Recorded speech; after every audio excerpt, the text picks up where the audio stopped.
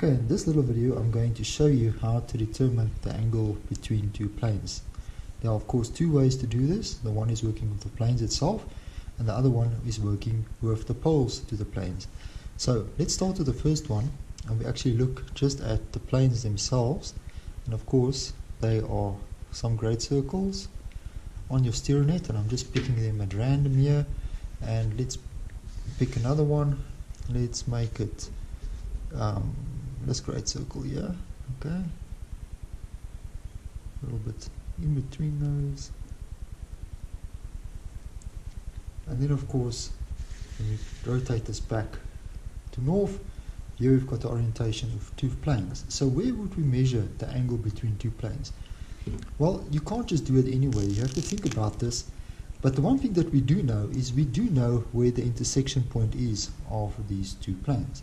Now if we take this intersection point and we rotate it to the east-west reference line, we can draw a plane that is at 90 degrees to this intersection plane, and that's where you can measure the angle. 10, 20, 30, 40, 50, 60, 70, 80, 90. And here we've got a great circle that represents a plane at 90 degrees to this intersection point. And here we can read off the angle, and we can go and we can also, okay, that's, call it 6, 16, 26, 36, 46, 56, 66, 60, 76, 86, 96, 106, 126, and 136 degrees. That is the angle between these two planes. We can of course also go and do this with the poles to the planes. Very easy to draw in the poles to the planes. We can first do this for a blue pole. We take it onto a great circle, and then of course we count away 90 degrees from this to draw in the pole. That's 10, 20, 30, 40, 50, 60, 70, 80, 90.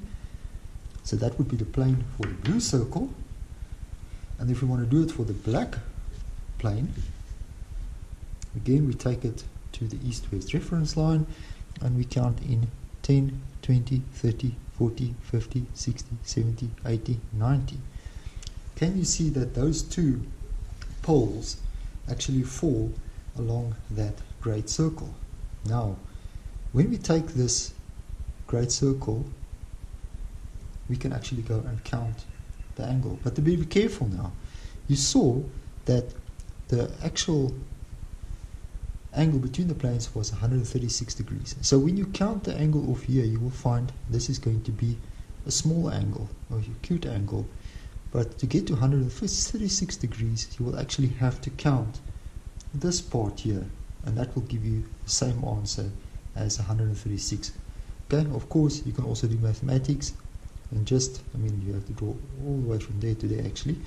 Okay, you can go and determine this, and of course subtract that from 180 degrees, and that will give you the same answer.